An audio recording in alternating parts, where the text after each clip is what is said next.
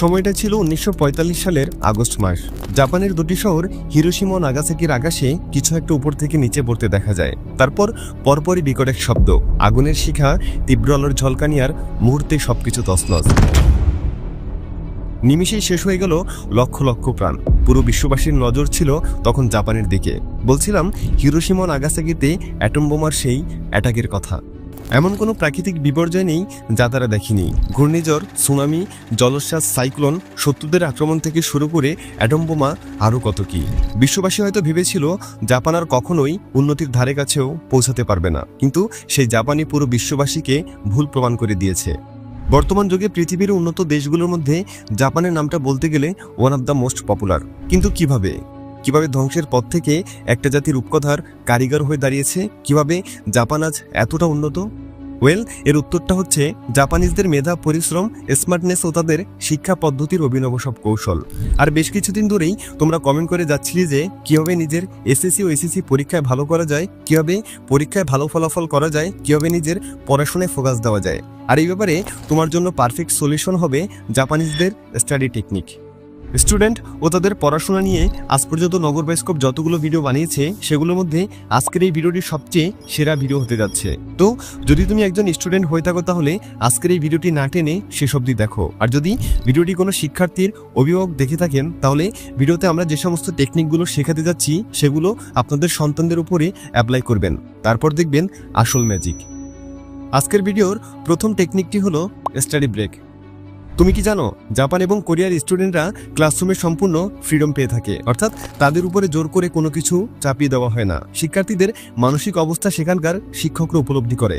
আমাদের দেশে যদি কোনো শিক্ষার্থী ক্লাসে ক্লান্তি বোধ করে ঘুমিয়ে পড়ে তাহলে শিক্ষকরা তাকে ঘুম থেকে জাগিয়ে তোলে, ইচ্ছে মতো কথা শোনায়, পানিশমেন্ট দেয়। আর জাপানে ঠিক তার উল্টোটা হয়। সেখানে যদি কোনো শিক্ষার্থী ক্লাসে ঘুমিয়ে পড়ে তাহলে তাদের শিক্ষকরা তাকে ঘুমোতে দেয়। কারণ তখন যদি তাকে জাগিয়েও তোলা হয় এবং পড়াশোনায় লাগিয়েও দেয় তাহলে কোনো লাভ নেই, কারণ তার মনোযোগ কখনোই পড়াশোনার উপরে থাকবে না। তার মনোযোগ আর মাইন্ড চিন্তা করতে থাকবে যে কখন আবার ক্লাস শেষ হবে আর সে ঘুমোতে পারবে। তাই তোমাকেও নিজের ইচ্ছের বিরুদ্ধে জোর করে কোনো কিছুই করতে হবে না। যদি কেউ তোমাকে করতে বলে তাহলে তাকে সুন্দর মতো বুঝিয়ে দেবে যে এটি সময়ের অপচয় ছাড়া আর কিছুই না। সো যখন নিজেকে সব দিক থেকে পারফেক্ট মনে হবে ঠিক তখনই তুমি পড়াশোনা করতে বসো। তখন দেখবে একবারে ফুল ফোকাসের সাথে মনোযোগ দিয়ে তোমার 5 ঘন্টার পড়া কেবলমাত্র 2 ঘন্টায় শেষ করে ফেলেছ। দ্বিতীয় টেকনিকটি হলো প্রতিটি বিষয়ে সমান গুরুত্ব দেওয়া। ধরো সামনে তোমার পরীক্ষা আর তোমার ফিজিক্স পড়তে একটুও ভালো লাগে না, তাই তুমি ফিজিক্স বাদ দিয়ে বা হালকা পাতলা ফিজিক্স পড়ে বাকি সাবজেক্টগুলো খুব ভালোভাবে পড়তে শুরু করলে। কিংবা ধরো তোমার কাছে বাংলা খুবই সহজ লাগে, তাই পরীক্ষার আগে বাংলা বাদ দিয়ে তুমি অন্যান্য কঠিন সাবজেক্টগুলো লাগাতার পড়তে শুরু করলে। এর ফলে যা হবে ঠিক ওই সাবজেক্টটিতে তোমার মার্কস সবচেয়ে কম আসবে। আর পরীক্ষা একটা সাবজেক্ট খারাপ হলে সেটির ইম্প্যাক্ট সবগুলো সাবজেক্টের উপরে পড়ে, যা তোমার রেজাল্ট এবং তোমার ফিউচার দুটোর জন্যই ক্ষতিকর। আর এই সমস্যাটি দূর করতে জাপানের শিক্ষার্থীরা সবগুলো বিষয়ের প্রতি সমান গুরুত্ব দেয়, যা তাদের পড়াশোনায় একটি ভারসাম্য বজায় রাখতে সাহায্য করে।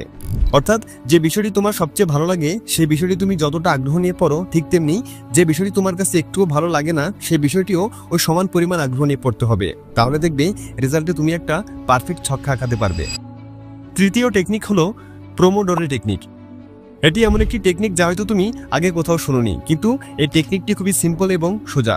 তোমাকে যেটি করতে হবে সেটি হলো যে বিষয়টি তুমি পড়বে শুধুমাত্র সেই বিষয়ের বই খাতা বা প্রয়োজনীয় সরঞ্জামগুলো তুমি পড়ার টেবিলে রাখবে, বাকি অন্যান্য বিষয়ের সমস্ত সরঞ্জাম তোমাকে টেবিল থেকে সরিয়ে ফেলতে হবে।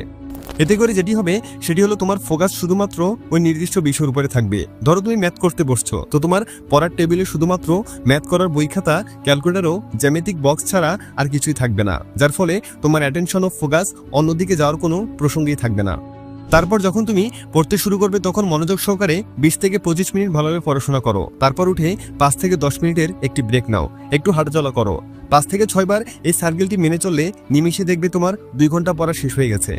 কিন্তু যদি তুমি এই টেকনিক অবলম্বন না করে পড়ো তাহলে একটানা পড়ার টেবিলে বসে থাকতে থাকতে তোমার বিরক্ত লাগা শুরু হয়ে যাবে, ফোকাস, আগ্রহ, মনোযোগ নষ্ট হয়ে যাবে। তাই পড়তে বসেই টেকনিকটি অবলম্বন করা খুবই কার্যকরী।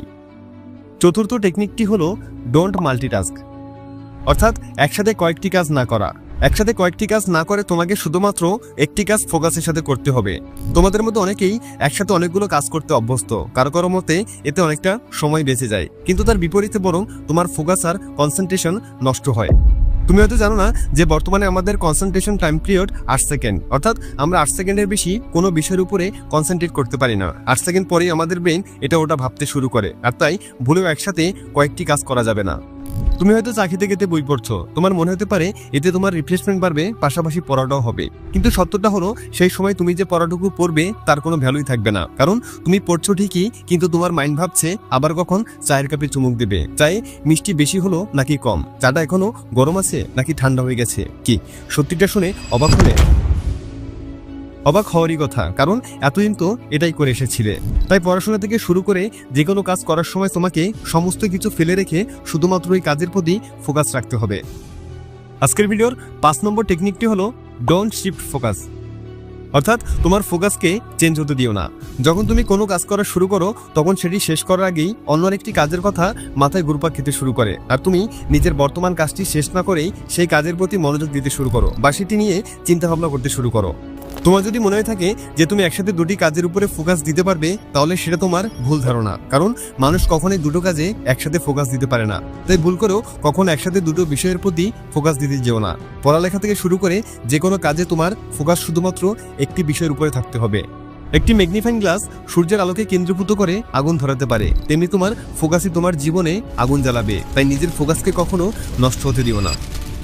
এবার আসা যাক আজকের ভিডিওর সর্বশেষ টেকনিকে, আর সেটা হলো স্মল টাস্ক। মানুষ সচরাচর সারাদিনের ডেইলি লাইফের সবচেয়ে বড় টাস্কে বেশি প্রাধান্য দিয়ে থাকে, আর ছোট ছোট কাজগুলোর তেমন কোনো গুরুত্বই তাদের কাছে থাকে না। কিন্তু জাপানিদের কাছে ব্যাপারটা পুরোপুরি উল্টো। তাদের কাছে দিনের সবচেয়ে বড় কাজটা যতটা ইম্পর্টেন্ট, দিনের সবচেয়ে ছোট সহজ কাজটাও তাদের কাছে ঠিক ততটাই গুরুত্বপূর্ণ। তোমার হয়তো মনে হতে পারে যে তাড়াতাড়ি কলেজে পৌঁছে পরীক্ষা অ্যাটেন্ড করতে হবে, অর্থাৎ পরীক্ষা অ্যাটেন্ড করা তোমার কাছে বড় একটি টাস্ক। কিন্তু জাপানিদের কাছে পরীক্ষা অংশগ্রহণ করার পাশাপাশি নিরাপদভাবে কলেজে পৌঁছানো ততটা ইম্পর্টেন্ট। অর্থাৎ যদি তুমি ঠিকমতো কলেজে পৌঁছাতে না পারো কিংবা কোনো দুর্ঘটনার শিকার হও, তাহলে তো আর পরীক্ষাটাই দেওয়া হবে না, তাই না? তাই বড় বড় কাজগুলো করতে গিয়ে ছোট কাজগুলোর যে অমূল্যায়ন ও অবহেলা তুমি করছো, যে খামখেয়ালিভাবে তুমি চলাফেরা করছো, সেটি তোমার জন্য মারাত্মক বিপদ ডেকে আনতে পারে। আর যখন তুমি তোমার ছোট ছোট কাজগুলো অ্যাটেনশন দিয়ে করতে পারবে, তখন দেখবে ধীরে ধীরে বড় কাজগুলোতেও তোমার ফোকাস দিন দিন বাড়তে শুরু করবে। তাই ছোট ছোট কাজগুলোকে হালকাভাবে না নিয়ে সেগুলোকেও যথার্থ গুরুত্ব সহকারে করতে শেখো। তো বন্ধুরা, আশা করি ভিডিওটি তোমাকে পড়াশোনা রিলেটেড সকল সমস্যা দূর করে একটি ভালো রেজাল্ট করতে সাহায্য করবে। যদি ভালো লেগে থাকে তাহলে লাইক করতে ভুলবে না, আর শেয়ার করে ফেলো তোমার সমস্ত বন্ধুদের সাথে যারা ঠিক তোমার মতোই নিজের পড়াশোনা ও ক্যারিয়ার নিয়ে দুশ্চিন্তায় ভুগছে। সাথে সাবস্ক্রাইব করে নগর বাস্কবের সাথেই থাকো। Thanks for watching.